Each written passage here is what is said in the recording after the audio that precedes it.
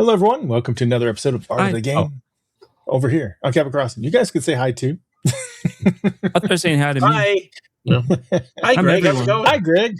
Yeah. Hi. Oh, hey. Hey, Woody. Glad you asked. Hey, Marks. Hey. Okay. Hey, let's do a show while we're here. How about that? Oh, really? Oh, that's a good idea. Let's totally do a show. So let's call it Art of the Game. And I think we'll share our Game Master experience, share some tips, some tricks, maybe do a little debating. How like my healing potion? Look at that. Ooh, that is really nice. Yeah, that's perfume. That's the one you spent too much money on at the shop. It was a gift to my wife. It's perfume. I'm just like, that looks like a healing potion. I'm putting that on my shelf. Nice. Yeah. All right. Well, this is part 2 of an episode we started doing last time. Type of players. So Greg, who's next? What's next type of player? Who's next? Oh, next we're going to talk about Woody. He's the biggest type of player. You know, I have been on that list before. I try not to be. How about distracted gaming? Yeah. I'm sorry, what did you say? Gamer, you mean? Yeah. Are we on a show right now? Yeah.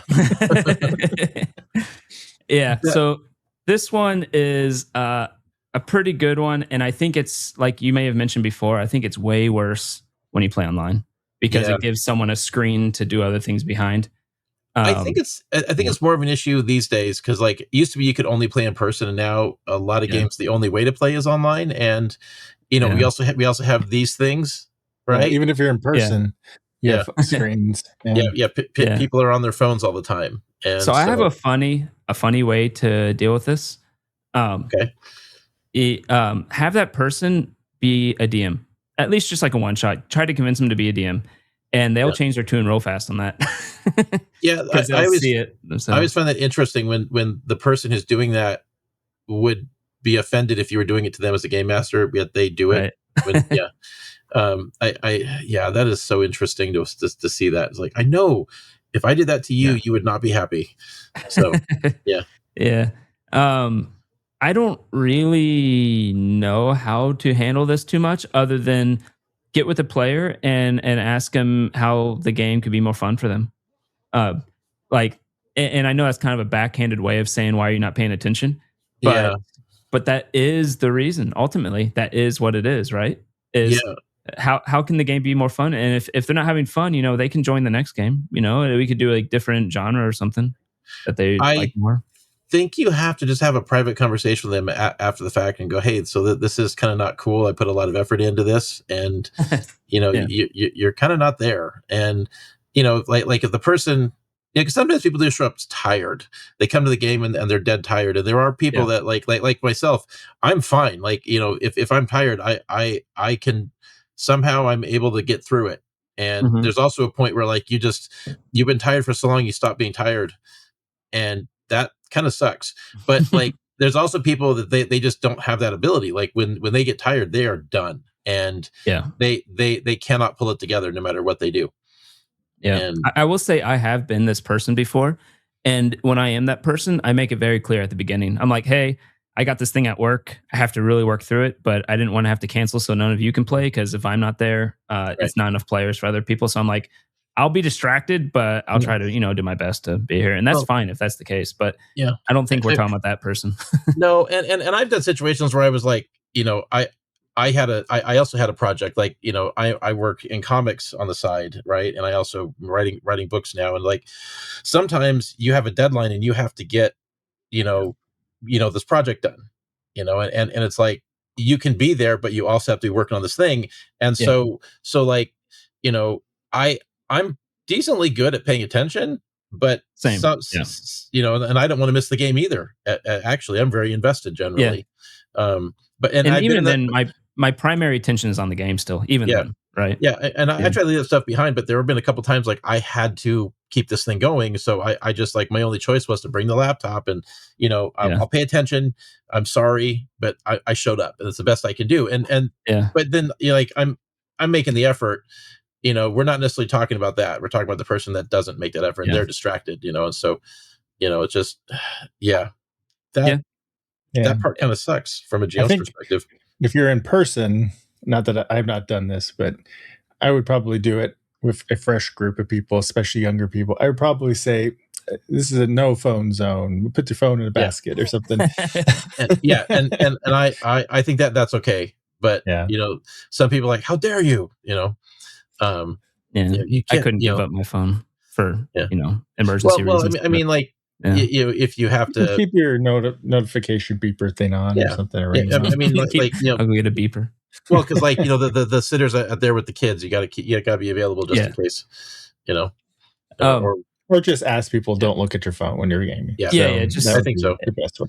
and Yeah, yeah. if someone does constantly look, all right, in this case, we had someone who was just playing a game, and every once in a while you'd hear the game they're playing through their head, through their microphone. Yeah.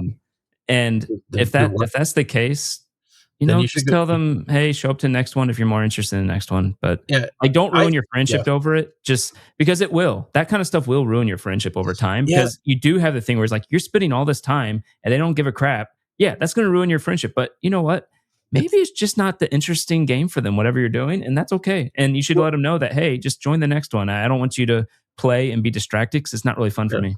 Well, it's interesting. Like, I'm obviously it's well documented on this show that I heavily disagree with a lot of things that Professor DM says, but like he does make a point about this, that which I actually I do agree very much, is that like you're a game master, you went to a lot of effort to put this game together for people, right? You read the books, you made this happen. It is extremely rude and disrespectful for somebody to do that. It is. Because it's like, you showed up, you made this game, they're there, and like, they're playing another video game in the middle of your game, or they just don't even give a damn. I mean, like it's really rude, and maybe you want them there, but it's also okay to tell somebody that what they're doing is rude. And you know what? It could just be a But misunderstanding, because a lot of times that person thinks they're being friendly by being there, even though they're bored. And yeah, you should tell them the more friendly thing to do is just not come if you're that bored by it, and show up on yeah, the next game. yeah. But unfortunately, sometimes that person won't come back. They'll find some other activity, Yeah. and well, I mean, if that's how it is, that's how it is. Like I was running a Star Wars game, and one of the players, who I will not call out, not that he's watching this, but it's like, he didn't care. He could not even, like, he made no effort. He didn't want to be there. He didn't want to play. He wanted to be in the group, but he hated science fiction games. And he's joined a group where at least half the campaigns that we run are going to be sci-fi games. Mm. Right. Yeah. And it's like, we're going to run riffs. We're going to run, superhero stuff. We're going to be running Star Wars. We're going to be doing all these things. It's like, and to be so not give a shit that you don't even make any effort. It's kind of hard to have that around. Maybe this isn't the group for you. Yep. Yeah. The other, speaking of distracted players, we have the drinkers. Now, I don't have any experience with this. I haven't had people drink while we game, so I've had so much experience. I have so many stories. Yeah. And I will point out, there are different types of drinkers. I've seen two people get so drunk that they can barely function, and yet one of them can still play okay, and the other cannot play at all. Right? So there's different levels of this. Yeah. But, it's interesting when you have a high functioning alcoholic at the table. It doesn't make them nicer. No, but they at least they can continue. Yeah. They can hold their shit. Yeah. We had one guy who, there's a broom of flying, and there was like a whole thing where one person took the broom, goes up, sends the broom down to the next person, whatever. And he was so drunk that he was always like 10 steps behind where everyone else was. He's like, no, you have the broom now. And he got angry because he thought that person had the broom. You've mentioned this one before. Yeah. And we're all laughing, right? But and then we're yelling. The other drunk person's yelling at him like, "You're wrong." and he's the actual functional drunk one. Yeah. Well, the thing about drinking at the table is there is a point where everybody's having a good time, and then it crosses a threshold for the person where they go from being able to be at the table to like, oh nope, they're on the other side, and then now it's a non-functional situation, and there is no game after that, right? Have you had any one of those mean drunks? No, I've never had to deal with a mean drunk. Okay, thankfully. But I also I generally have a no drinking policy. Like, it's hard to enforce sometimes. Some people's like, how dare you tell me I can't drink? And it's sometimes you're enforcing it in someone else's house who isn't bothered by it. But I've had that situation as well. But like the thing about it is it's like, it, okay, This is You a know thing this of by personal programming. experience, right? Yeah, yeah. If at a certain point your ability goes way up and you have a lot of fun, and then after that it goes back down. exactly. But like the thing about about this sort of situation is that it isn't, regardless of what people think, it doesn't necessarily contribute to the game, and there is a point where it's just a drunken mess. And Yeah. and I'll say this: the GM should never be drinking, for sure. If it should be like a designated driver situation. But like it everything's fine in moderation. Yeah. But like, not everything, but like, I'm not sure I 100% agree with that. When I play, I actually don't yeah. agree with what I just said. But like, it's like drinking should definitely be in moderation. Yes. And you Extreme know moderation for the DM, right? I'll Yeah, have like GM. yeah, one drink if everyone's drinking and I'm there. I might have like one drink, and yeah, it does get me more in the same mood that those people are in, which helps a yeah. lot.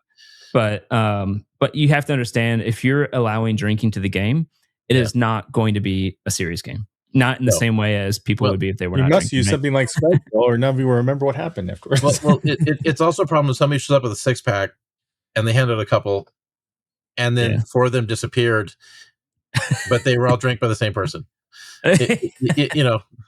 Um, Yeah. so in the back of my RPG, I actually put the alcohol chart that the police use that determines, and the bars is where, like, body mass versus number of drinks. Yeah. Yeah. I put People laugh their asses off when I show this to them during my sales pitch, but it's like, it actually is maybe strangely useful. I didn't even think about this until It now, but applies like, to the players.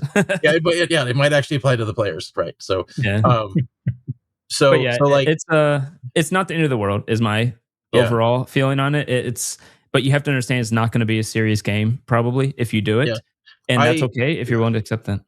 I would discourage it. But there is a thing about it, because when I had to study to get the permit to deliver alcohol during COVID, there is a thing about it, though, that's a tip that, like, GMs should bear in mind, is you can apply the same rules they do at a bar, right?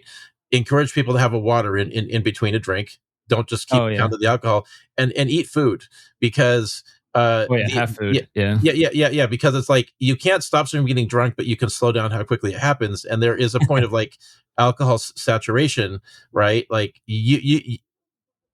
having a meal, having food at the table. No, I'm not talking about snacks. I mean, like, actual food will, like, maybe keep them going long enough to get the game done, right? Yeah. And the other thing is, you better be prepared to take their keys, right? Like, just, I mean, seriously, because this is no different than being at a bar, My right? If car somebody drives gets itself. drunk, do not let them drive home. You know, Yeah. And put out and a cup for tips. Tip your Yes, exactly. GM. And there is one other thing too. I think that I just want to mention it. Not that I want to call out a friend who did this, but I think it's an important point and a life lesson. I think he'd appreciate. The point is that sometimes when people are drinking, there's something else going on in their lives, right? And they're not always drinking healthily, but sometimes something has happened, and they've showed up to the game and they should not be there, but they came and they're drinking. And you can be, whether it's online or in person, be aware that you might actually be there because somebody just had a tragedy, right? Mm. And they've shown up, and their drinking is like, they're dealing with it. And the situation that I had this happen, the person didn't even tell us until at the end of the night. Yeah. We're all like, oh my god, like, what the hell, man? Then we find out what actually happened. We're like, holy shit, why didn't you say this the first thing? Right. We would have been much more supportive, but like, like that, there is that too. And it's like, sometimes when you have the situation, what you're actually doing that night is helping your friend. Yeah. And that's 100%. really important. And but it's just good to know, if you can. Yeah. Um, I was going to do disagreements next, but I think we already talked about that, and that would make a triple D, which I don't know what we want to get into. But Well, the that one actually Wait. means something very specific to me, and I think it's Okay. worth a mention.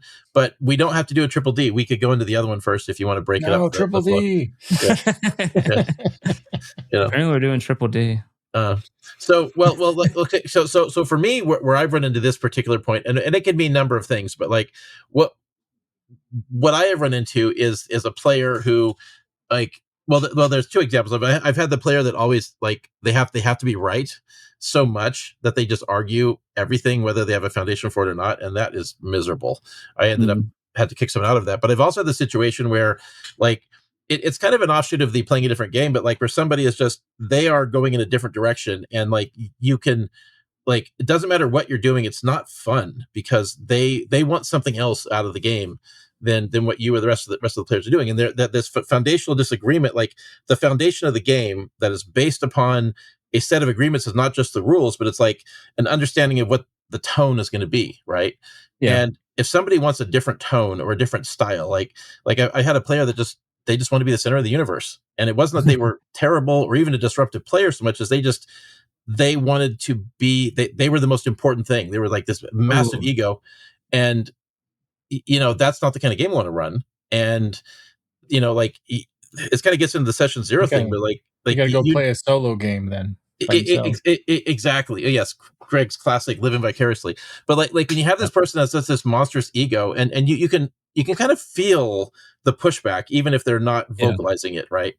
And you can tell it's not going well. But like you need this foundation of everybody needs to be on the same page, whatever that page is Yeah. at the start of it, because Yeah. he the person I'm thinking of, like he thought that like being the center of attention made him cool, and like everybody Yeah. would just go, oh wow, this guy's really cool, he's awesome, he's going to main character energy, right? Like Yeah, main character. main character. We're like, oh no, everybody just see this, like he would want this really powerful character, everybody think it's going to cool character, but no, nobody else gets a character with those abilities. I would shut that down. Why should I let you? Yeah. It's like Yeah. yeah, it's just this goes against the basic foundation of what these games are based on.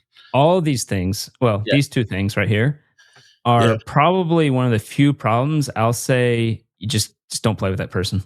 Yeah, Because Yeah. I don't think what that I think it's deep psychological issues actually, and I don't think you're going to fix it at the table. Yeah.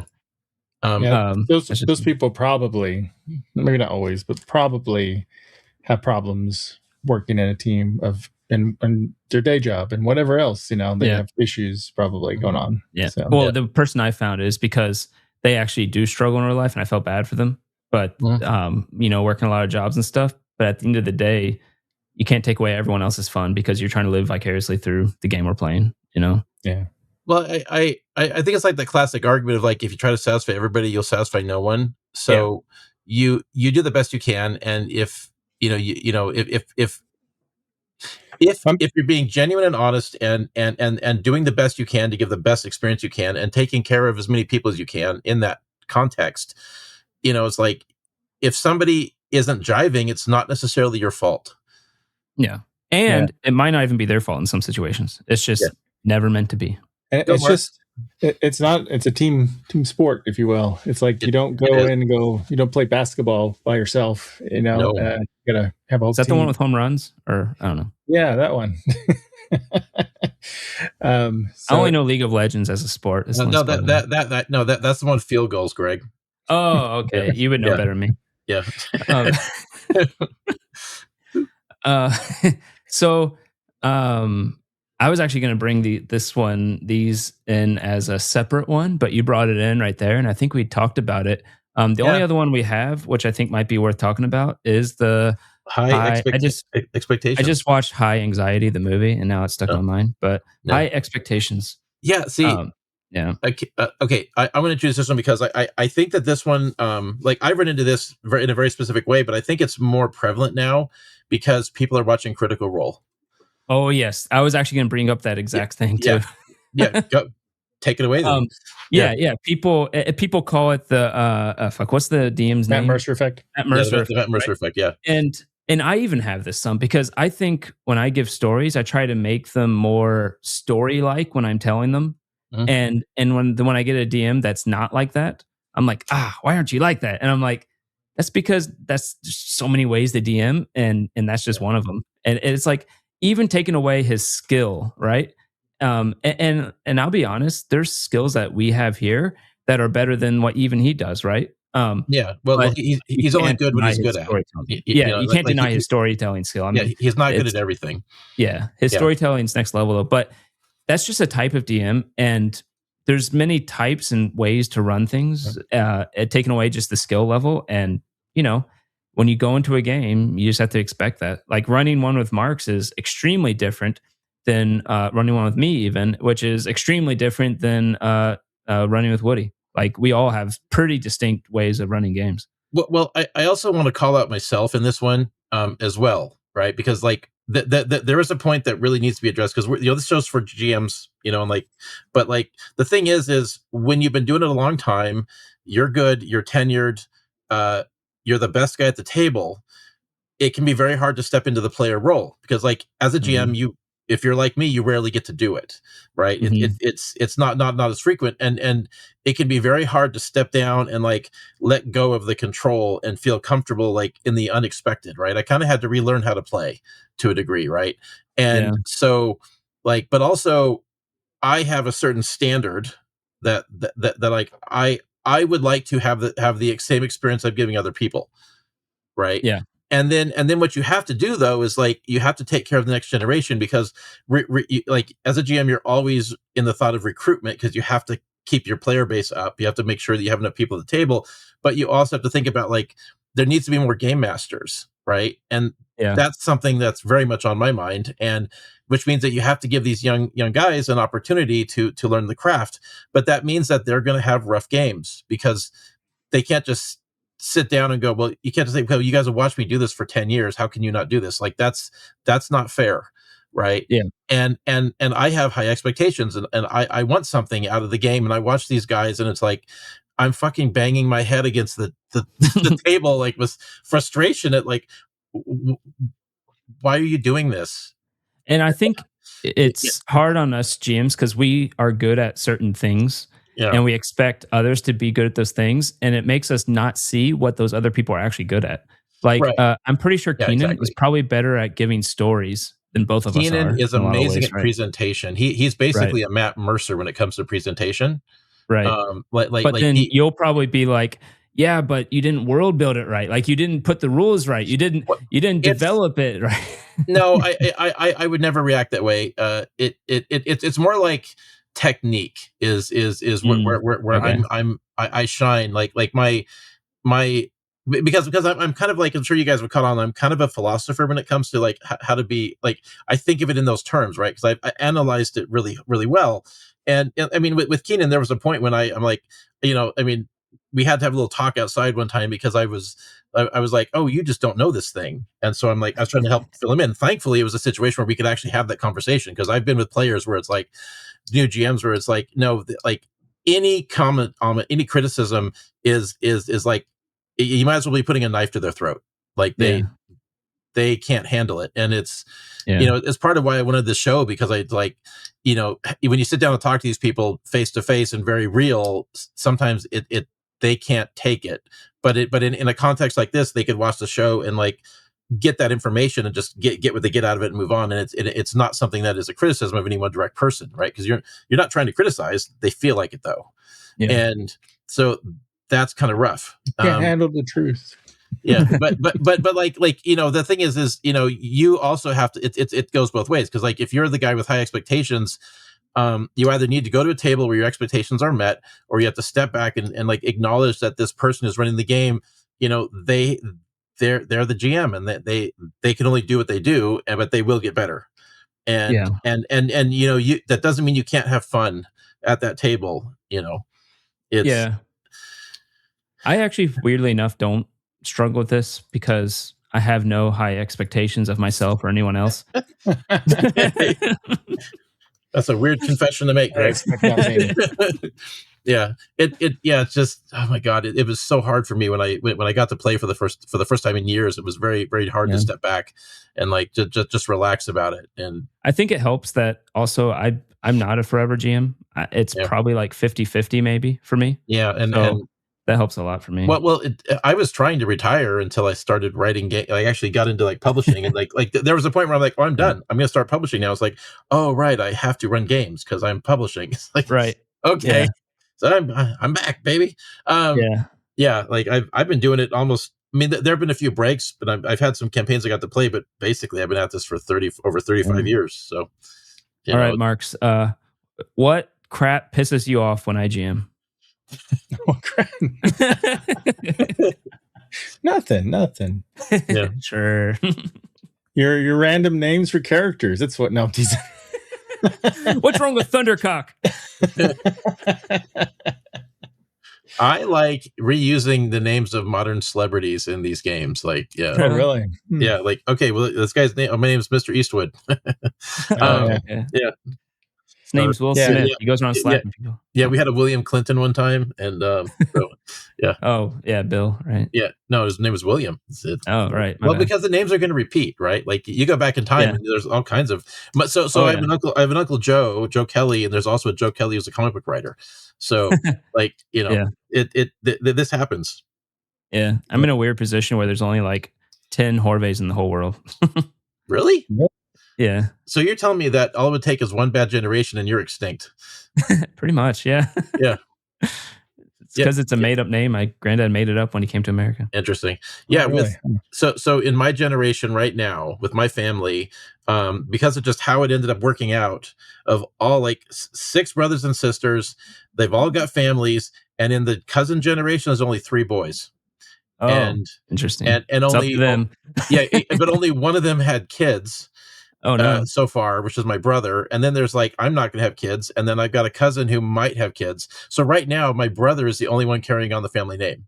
Everyone's watching him. I know. Well, he's got 2 boys. So are you in the bedroom yet? What are you doing? No. He has 2 boys, so we're good. But Need more backups. Come on. But everybody either didn't have kids. They the girls obviously weren't passing on the family name, so it's like all the guys are like either had daughters or haven't had kids. So it's like it's 2026. They can pass on names now. Yeah, they could. Yeah, but not legit. So, anyways, or maybe it's too legit to quit. So I think when I go in with a GM, I try not to have high expectations. I just want to see what I can learn from them, what they're good at, and I pick up stuff as I go. I picked up stuff from all of you and anyone I've game with. So you're telling me that the experience of playing the Orville with us was very very good for you. Nice. Yeah. Well, it was great to have you. Speaking of having him, I think we've had enough of these subjects. Yes. I think of all these ones, I think the distracted gamer is the most troublesome because like drinking at the table, a lot of groups do it, and they're like they consider it a good night if everybody gets drunk and the game grinds to a halt, which is probably where it's good to record your games so you can find out what actually happened. And I don't think it's like a game ending thing. It's some people like that, and that's fine. Well, it's just I don't necessarily have a problem with somebody drinking at the table. I have a problem with somebody getting drunk at the table, and I think that's something that like very few people would disagree with me on that point. Moderation, please. I have a couple of functional drunks that can still play the game. You're just gonna be playing a silly game, but the distracted gamer totally. These, like I said, are probably the only categories where I'd be like, just stop playing with them. Yeah, I mean, sometimes it's probably not healthy anyway. Yeah, and for me, that was the only solution. And with this one and the previous one, I mean, unfortunately, when you have these disruptive situations where like everybody has to be able to get along and have to have like they have to be on the same page, and if you can't achieve that, like the people that are, who are the problem, they may need to. There unfortunately there isn't real. Thank you, Greg. Unfortunately, there isn't always a good solution because if they just don't want to play. I mean, it's just like if you're like little kids playing Cowboys Indians or something or whatever game you want to say, gangsters and cops or I don't know, whatever. Yeah, and you're like boom, and you go, I shot you, and you go, no, I didn't. It didn't hit me for some reason, even though it clearly did, and they just will not. It's not that I don't like any of these people that I used to hang out with. But it is like in a way it's kind of a cautionary tale, and it didn't work. And it's not necessarily an indictment of that person or an indictment of the game master, but sometimes it just doesn't work. Like some people shouldn't be married. And I think also like from part one or some of the other stuff, and like in part one and this one, sometimes just they're not right for your table, right? Like when you're playing a different game, it just I think there's a different table. Maybe you should be playing with them. And there's a solo RPG concept. Yeah, and that too. Yes. and maybe it's the kind of thing where, like, because sometimes people, like, they don't work out when they're young. They have life experience, they get back together, and suddenly they're perfect, right? And maybe sometimes people come back and they've learned that lesson of life, and they're different. Yeah. But like sometimes the best thing you can do for somebody is to basically say your behavior is not acceptable, please go away. And there are people that when that happens, they go, oh It'll my jolt God. them. Yeah. Because nobody's ever put them in their place before. It never occurred to them that I'm not behaving well. And maybe that's what they need. Maybe sometimes you are helping the person by doing that. And you shouldn't be afraid to have integrity and put your foot down and say, I've got my line, you've just crossed it. Like, I'm not going to tolerate this, but that is okay. Yep.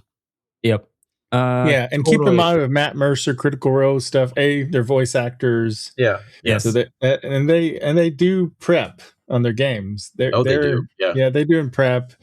They do little vignettes and stuff. They know what they're going to, in general, do in those particular scenes. Prep not what's going to happen in the story, but what they want to happen to their character, and they prep like the things their character will say. For sure, they're generating an entertainment. It's product. Not scripted. I'm not saying it's scripted, but it's like in Nimble they have a. This is one of the first times I've seen it in a game book, but they have this thing where they're like, when you introduce your characters, you could do a vignette. You and the GM just decide, I'm going to introduce your character this way. This is kind of what's happening in the scene. We don't know how it's going to go. We're going to role play it out. But we know that it starts here and ends here, and this is like your little origin a good idea, opening. Yeah. And I was like, oh yeah, that's just what Critical Role does probably every first episode. The thing about Critical Role that people have to remember is they're professional entertainers.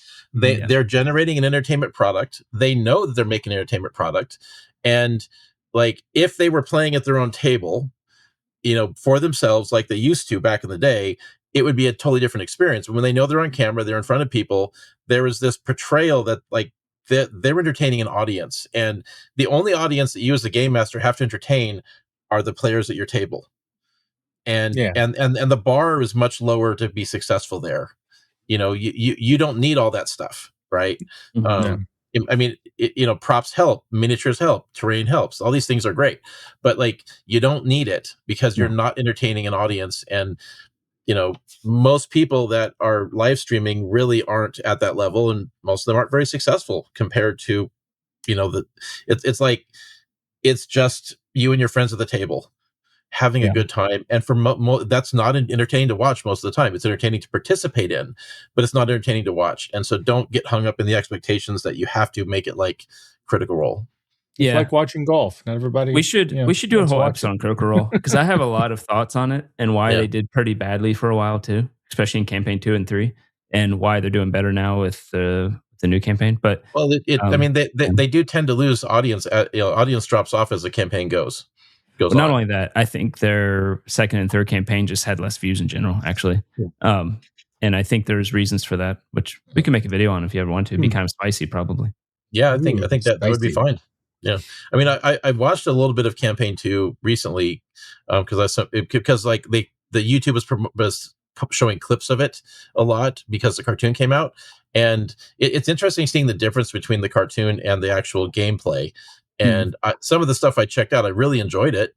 I'm not going to watch the whole show, because I've got a life. They got all the memes. They got all the the D&D tropes, which makes it fun, I think. Yeah. But we probably should end this episode. Yeah, I think so. Yeah, totally. We got on a tangent a bit. Yeah, we did. All right, so let us know what. Are you any of these players, or have you had any of these players in your table? Have you been any of these players? Yeah. I certainly been a few of these. Yeah, same. Feel free to share in the comment section. Let's make a conversation, chat about it. And and please like, subscribe, and all that good stuff so you can check out more of our episodes. We have over 50 episodes of Are the Game and then other shows too. I just want to make one little point here. A lot of these type of players are these type of players because they care, and you should exploit that. That's actually a good thing. I just want to point that out, that a lot of these type of players that we're talking, not all of them, but a lot of them, they actually really care about the game, and that could actually be seen as a positive. And you should try as a DM to take advantage of that. But that person is inherently not a disruptive individual. Like more so part 1 than part 2. Yeah. Attracted player. Well, as I like to say, give them enough rope, they will hang themselves. Yeah. All right. It's true though. It's true. The disruptive player always is the cause of their own downfall. Yeah. I'm done. Mike. All right. Well, thanks everybody for watching. And until next time, keep being disruptive. Keep drinking. And always have high expectations. Don't do what Greg says.